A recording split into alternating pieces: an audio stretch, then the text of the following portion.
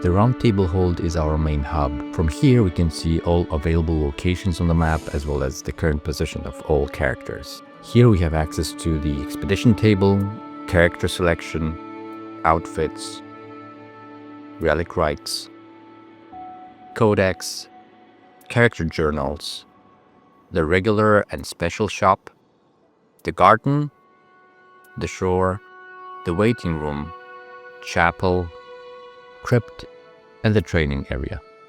At the expedition table, we choose the game mode and the bosses we want to fight with. Next to the boss's name, there's an icon showing the element or status effect they are weak against. In addition to standard bosses, every week we gain access to 3 bosses in hard mode. On top of that, there is the Deep of the Night mode, which introduces many additional challenges, but also powerful buffs. In this mode, we can equip 3 extra relics, which can significantly change the gameplay. The game allows us to play solo with 1 or 2 people, and, what is interesting, playing solo is often easier than you might expect. At the start, we can choose from one of 6 characters. 2 more can be unlocked manually, and another 2 are added with the DLC and become available after defeating the first boss. It's important to understand that these are not classes in the traditional RPG sense, but rather archetypes. We have no control over their stat growth, because they increase automatically with each level. Every character can use every weapon and every spell, and the differences mainly come down to how effectively each character uses them.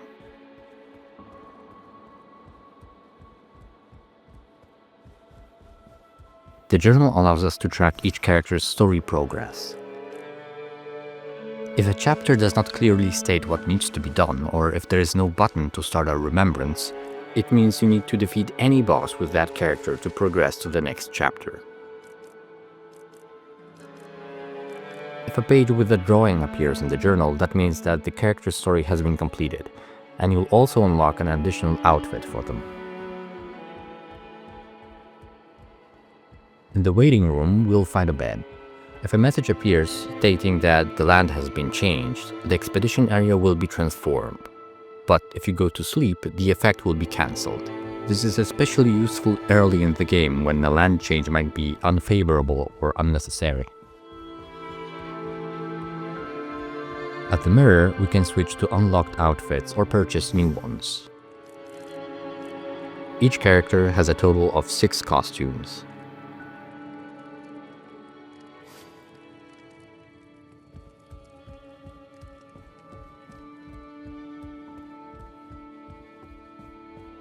On the way to the shore, we'll find an area where we can see signs left by other players who have defeated bosses. There we can check what they fought, what equipment and talismans they used, and at what level. It's not particularly useful, but it's nice to know that in Nightreign, we're never truly alone. There's always someone else facing the same bosses as we are.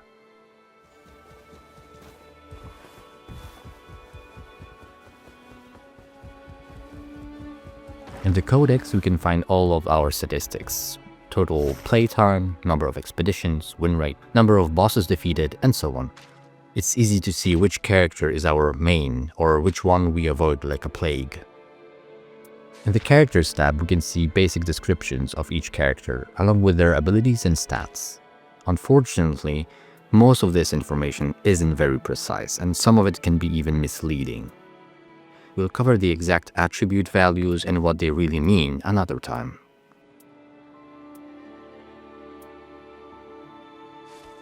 For now, we'll skip the inventory and move on. In the guide, we'll find information on every major topic, including terminology, icon descriptions, and symbols we'll encounter on the map. There's a lot to go through, and taking it all at once can be overwhelming, but it's worth at least skimming through it to know what to expect during expeditions. You'll also find information about special events, though some of them are so rare that you might not see them even after 100 hours. The manual looks quite similar to the guide, but it focuses more on basic gameplay mechanics, with the exception of the abilities of Recluse and the Scholar. Honestly, I do not know why they put those in the basic manual, since their abilities are amongst most complex systems in the game. Still, it's worth reading them at least once to get a general idea, and we'll see how they work in practice later. In the History tab, we can view up to last 100 runs, including information about used equipment, levels, characters, and whether the run ended in a victory or defeat. From here, we can also report players for toxic behavior or cheating if necessary. In the Equipment tab, we'll find very detailed information about every piece of gear. Some of this information isn't available in the training area. There, we can only see a simplified version. That said, early on you can probably skip checking every single item. However, if you've played Elden Ring, it's worth taking a look here, at least to check weapons you are familiar with. There are some differences, but the game doesn't really say anything about them.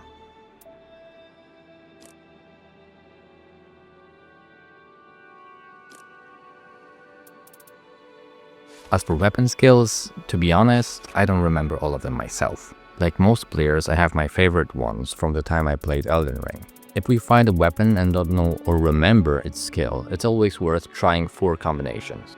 Press the weapon skill button, then after a short delay press it again, or follow up with light or heavy attack. It's also a good idea to try moving while holding the skill button. There are a lot of spells divided into 2 types. Spells are more complex than skills. Some can be charged, some can be cast while moving, others even while jumping, and more. Each one behaves differently and consumes different amounts of FP, stamina, and so on. In the small shop, we'll find urns and chalices that allow characters to equip relics of specific colors. Each character has access to different color combinations, so it's not always possible to replicate the same relic setup for everyone. The shop also sells emotes and generally weaker relics. We can also purchase random relics here, and the first 2 give us standard relics, while the next 2 can only be used in the Deep of the Night mode.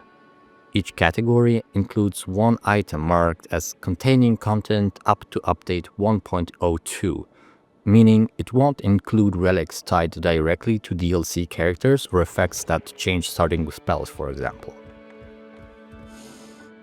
In the training area, we'll find several dummies and 1 enemy lying in the corner that we can wake up to fight. Here we can test abilities, damage, and other effects.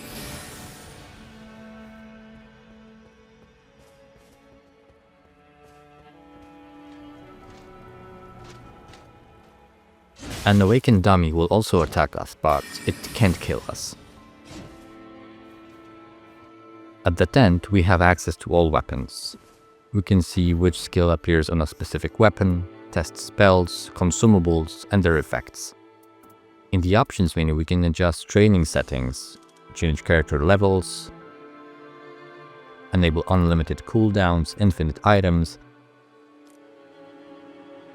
or quickly switch to another character.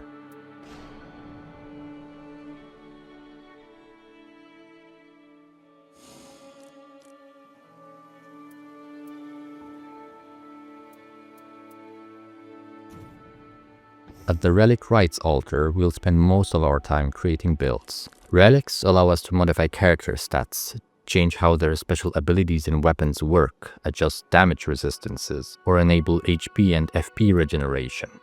Here we can see all acquired relics, sell them, or search for specific ones using filters.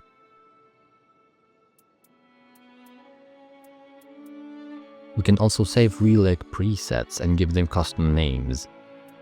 This is extremely useful when you want to make sure you haven't made accidental changes or when you want to quickly swap builds during the expedition countdown.